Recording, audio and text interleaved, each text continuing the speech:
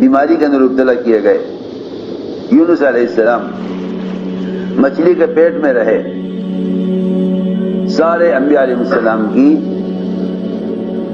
کچھ جو اذیتیں پیش آئیں قوم کی طرف سے اذیتیں پیش آئیں، جن میں سب سے بڑی اذیتیں تہمتیں ہیں. اس لیے کہ جسمانی تکلیف سے زیادہ اذیت تہمت سے ہوتی ہے، اور قلبی تکلیف سب سے زیادہ تہمتوں سے ہوتی ہے. انبیاء علیہ السلام نے ان تمام اذیتوں میں ایک مدت تک برداشت کرنے کے بعد قوم کے لیے بد دعا کر کے قوم کو ہلاک کرا دیا. انبیاء علیہ السلام نے ایک مدت تک ان تکالیف کو برداشت کر کے قوم کے لیے اللہ سے بد دعا کر کے قوم کو ہلاک کرا دیا. حضور اکرم صلی اللہ علیہ وسلم جن کی اہم امت ہیں، آپ صلی اللہ علیہ وسلم نے اذیتوں کا بدلہ احسان سے دیا. انتقام تو بہت دور کی بات ہے، اذیت کا بدلہ احسان سے دیا.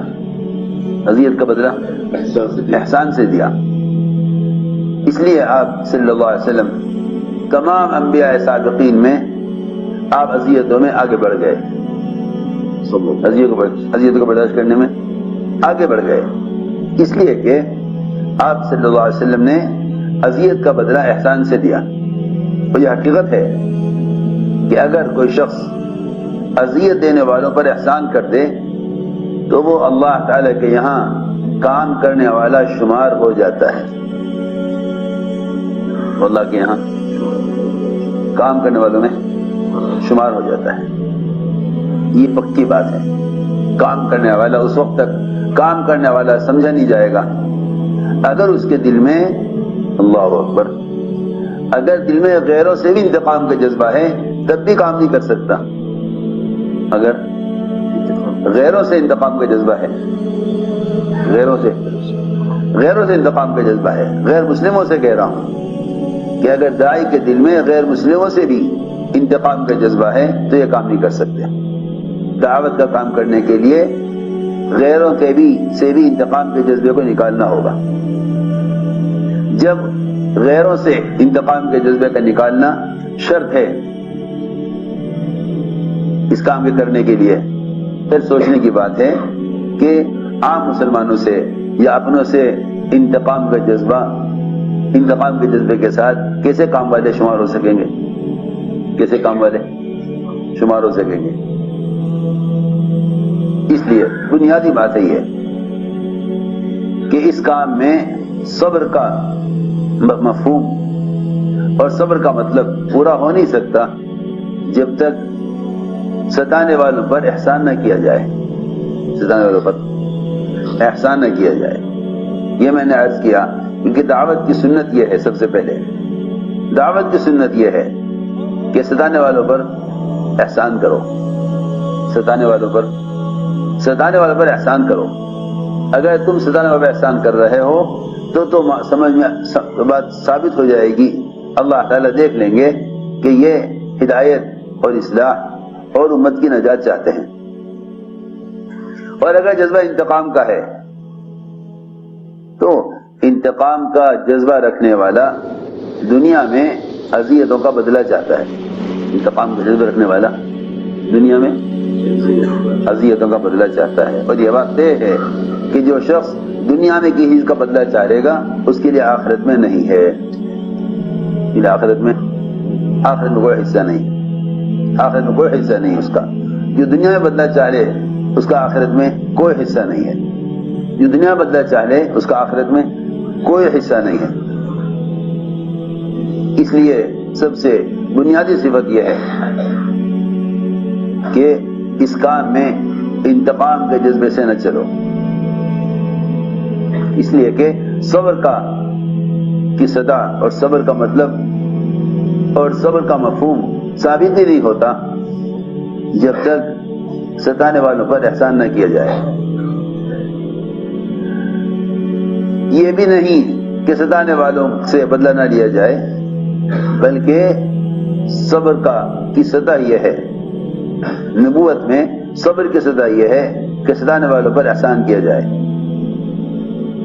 ستانے والوں پر احسان کیا جائے، ستانے والوں پر احسان کیا جائے، یہ صبر کا اصل درجہ ہے۔ کام کرنے والوں سے صبر میں یہی سزا مطلوب ہے، کام کرنے والوں سے صبر میں یہی سزا مطلوب ہے کہ اذیت دینے والوں پر احسان کیا جائے، اس لیے کہ اللہ رب العزت نے انبیاء علیہ السلام کے صبر کو قوموں کی ہدایت کا ذریعہ بنایا ہے۔ وَجَعَلْنَا مِنْهُمْ أَئِمَّةً يَهْدُونَ بِأَمْرِنَا لَمَّا صَبَرُوا، کہ انبیاء علیہ السلام کا صبر کرنا قوموں کی ہدایت کا ذریعہ ہے۔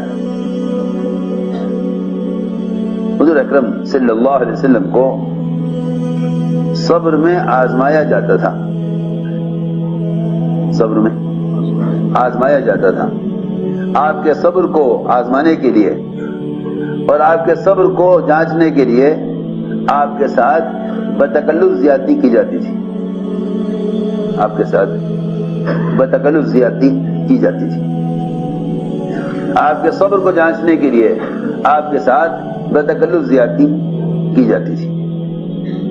آپ صلی اللہ علیہ وسلم کو جانتے تھے کہ یہ میرے ساتھ جو کچھ ہو رہا ہے یہ اس کام کی وجہ سے ہو رہا۔ لوگ چاہتے ہیں خوشنام ہو کر کام کرنا، لوگ چاہتے ہیں باعزت ہو کر کام کرنا۔ اللہ تعالی نے آپ کی تسلی کے لیے فرمایا ما یقال لک الا ما قد قیل للرسل من قبلک، کہ آپ کو جو کچھ بھی کہا جائے آپ یہ نہ سمجھیے گا کہ یہ آپ ہی کے ساتھ ہو رہا، بلکہ آپ سے پہلے انبیاء علیہ السلام کو وہ سب کچھ کہا جا چکا ہے جو آپ کو کہا جا رہا، جو آپ کو کہا جا رہا یہ سب انبیاء علیہ السلام کو کہا جا چکا ہے۔ اگر آپ صبر کریں تو یہ بہتر ہے صبر کرنے والوں کے لیے۔ آپ صلی اللہ علیہ وسلم کے چچا کا قتل ہوا، حضرت حمزہ، اور ایسا قتل کہ مسلح کیا گیا، ان کے چہرے کو بگاڑ دیا گیا۔ آپ نہیں چاہتے تھے کہ وحشی آپ کے سامنے آئے، پھر اندر کی چاہت یہ کہ وحشی کو کوئی قتل کر دے، وحشی کو کوئی قتل کر دے، وحشی کو کوئی قتل کر دے، کیونکہ آپ صلی اللہ علیہ وسلم کو حضرت حمزہ کی شہادت کا اتنا غم تھا کہ آپ چاہتے تھے کہ وحشی کو کوئی قتل کر دے۔ اور ادھر دوسرے چچا ابو طالب، ان کے اتنے احسانات تھے کہ آپ کی چاہت یہ تھی کہ اللہ ان کو ہدایت دے دے۔ اللہ نے قیامت تک صبر کو سمجھانے کے لیے اور ہدایت کا راستہ بتلانے کے لیے، بہت عجیب بات ہے یہ، آپ کی چاہت یہ تھی کہ ہمارے محسن ابو طالب ہدایت پر آ جائیں، اور ہمیں تکلیف دینے والا وحشی جس نے ہمارے چچا کو قتل کر کیا اور ان کے ناکان کاٹے، مسلح کیا، اس کو جہاں بھی ملے اسے قتل کر دیا جائے۔ ستانے والے کی ہلاکت کا جذبہ آپ کے دل میں، ستانے والے کی ہلاکت کا جذبہ آپ کے دل میں، اور احسان کرنے والے کی ہدایت کا جذبہ آپ کے دل میں۔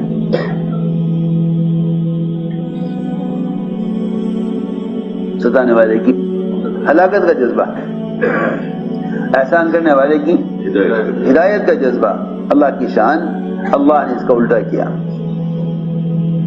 اللہ نے اس کا الٹا کیا۔ ستانے والے کو تو اللہ نے ہدایت دے دی۔ سب سے بڑی اذیت آپ کو جو پہنچی، اسی کے بارے میں آپ نے یہ نہیں فرمایا کہ تم میرے سامنے نہ آیا کرو۔ وحشی سے کہا کہ ٹھیک ہے تم مسلمان ہو گئے، میرے سامنے نہ آیا کرو، تمہیں دیکھ کے مجھے اپنے چچا حمزہ یاد آتے ہیں، ایک طرف رہا کرو۔ سوچنے کی بات ہے. جن کی ہلاکت کا جذبہ تھا اللہ نے ان کو تو ہدایت دے دی، اور جن کی ہدایت کا جذبہ تھا اللہ نے ان کے مقدمے میں ہلاکت لکھ دی. یہ اس بات کی، اس چیز کی تربیت کے لیے ہے، اس چیز کی تربیت کے لیے ہے. میری بات توجہ سننا، یہ اس چیز کی تربیت کے لیے تھا کہ اگر تمہارا جذبہ ستانے والے کی ہلاکت کا ہے تو یہ اچھا جذبہ نہیں. ممکن ہے کہ اللہ تعالیٰ انہیں ہدایت دے کے تمہارا معامل بنا دے. حضور اکرم صلی اللہ علیہ وسلم نے ستانے والوں کی بد دعا کا ارادہ کیا، ستانے والوں کے لیے بد دعا کا ارادہ کیا، ستانے والوں کے لیے بد دعا کا ارادہ کیا. اللہ تعالیٰ نے فرمایا کہ نبی جی آپ کو اس کا حق نہیں ہے، آپ کو اس کا حق نہیں ہے کہ آپ ستانے والوں کے لیے بد دعا کریں. لیس لک من الامر شیء او یتوب علیہم او یعذبہم، اللہ ان کو ہدایت دے کر معاف کر دے یا ان کو ہدایت نہ دے کر جہنم میں ڈال دے. اللہ تعالیٰ اس کو زیادہ جانتے ہیں، اللہ کو اختیار ہے. آپ نہیں جانتے کہ ہم کس کو ہدایت دیں گے، آپ نہیں جانتے کہ ہم کس کو ہدایت دیں گے. آپ بد دعا نہ کریں. سوچو تو صحیح،